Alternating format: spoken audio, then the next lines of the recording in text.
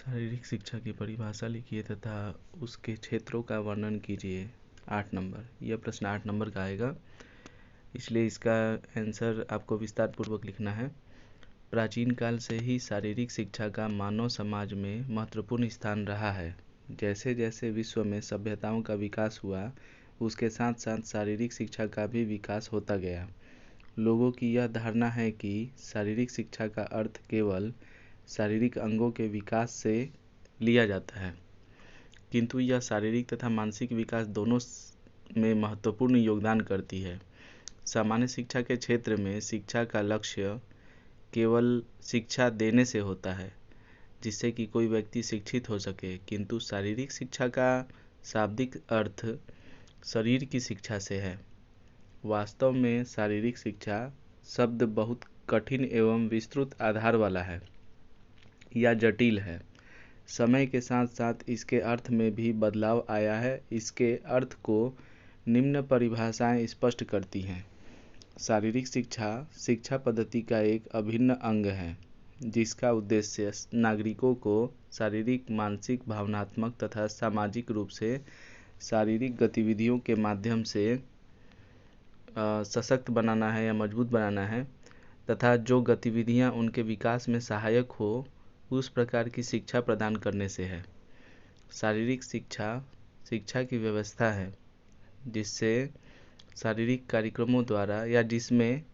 कार्यक्रमों द्वारा व्यक्ति का पूर्ण विकास एवं प्रशिक्षण किया जाता है।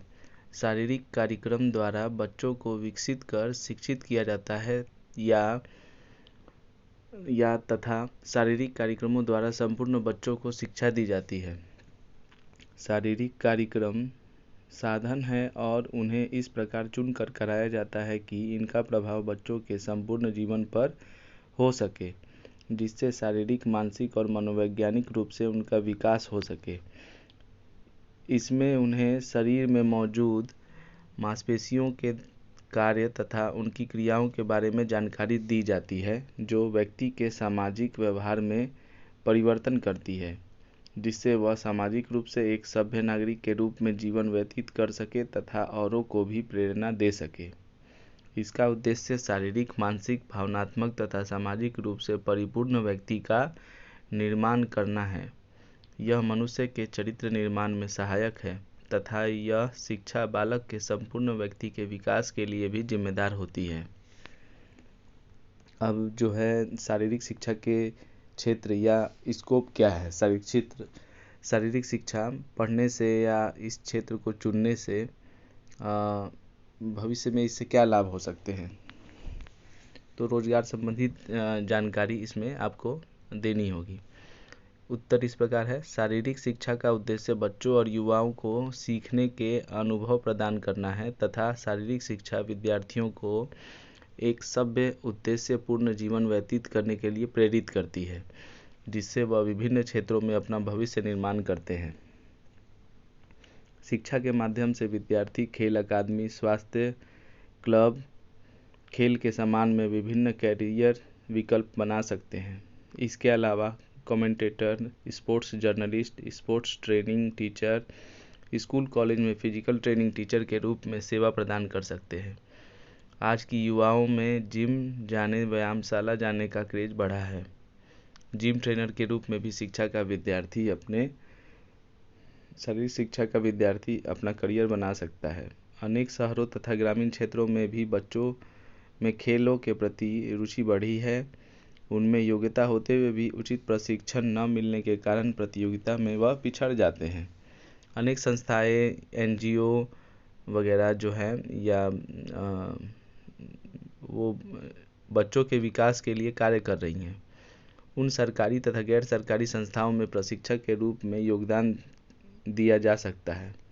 अन्य बहुत से क्षेत्र हैं जहां शारीरिक शिक्षा की आवश्यकता होती है। सेना में जवानों को दुरुस्त रखने के लिए, उनकी चुस्ती फुर्ती को बनाए रखने के लिए उनका निरंतर शारीरिक क्रियाओं का अभ्यास कराना अति आवश्यक है या होता है। इसलिए फिजिकल ट्रेनर की आवश्यकता होती है। सेना जवानों के फिटनेस को बनाए रखने के लिए स्पोर्ट्स ट्रेनर की भर्ती की जाती है या भर्ती लेती है।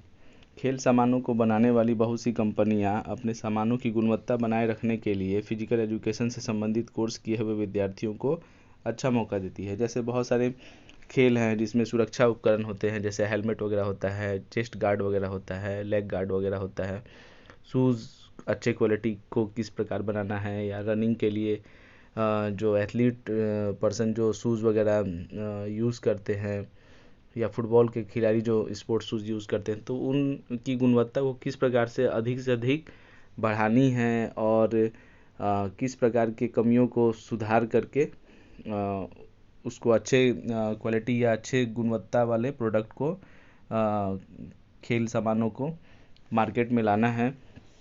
ये जो कमियां हैं वो या गुणवत्ता के विषय संबंधित जो जानकारी है वह एक खेल प्रशिक्षक ही दे सकता है। इसलिए बहुत बड़ी कंपनियां जो हैं, जो खेलों को सामान बनाती हैं, वो उनको हायर करती हैं जिससे उनके सामानों की गुणवत्ता में कमी ना हो। इसी के साथ साथ मेडिसिन बनाने वाली कंपनियां खिलाड़ियों के शारीरिक क्रियाओं में खर्च होने वाली ऊर्जा की पूर्ति के लिए वैज्ञानिक ढंग से शोध करके खिलाड़ियों को ऊर्जा प्रदान करने के लिए मेडिसिन या पावर सप्लीमेंट का निर्माण करती है। इसके लिए फिजिकल एजुकेशन टीचर या फिजिकल ट्रेनर का होना अति आवश्यक है, क्योंकि एक शारीरिक शिक्षक खिलाड़ियों के विभिन्न प्रकार के खेलों में होने वाली ऊर्जा की खपत की पहचान करता है, जिससे खिलाड़ियों के स्वास्थ्य पर बुरा असर नहीं पड़ सके तथा खेल के दौरान वह अच्छा प्रदर्शन कर सके और उन्हें किसी प्रकार की थकावट महसूस ना हो। जैसे बहुत सारे प्रशिक्षक हैं जो मेडिसिन कंपनियां हैं उनको गाइड करती हैं कि किस प्रकार किस खेल में कितनी कैलोरी खर्च हो रही है, किस प्रकार के कार्य जो क्रियाएं हो रही हैं उसमें किस प्रकार के खिलाड़ियों को कितना प्रोटीन चाहिए। उस आधार पे बिना स्टेरॉइड की जो मेडिसिन जो बनाए जाते हैं, जो एक मापदंड के हिसाब से, तो उस प्रकार के मेडिसिन कंपनियों को खेल प्रशिक्षक भी हेल्प करते हैं, तो वहाँ भी रोजगार उपलब्ध हैं। उस क्षेत्र में भी खेल प्रशिक्षक का होना अति आवश्यक है।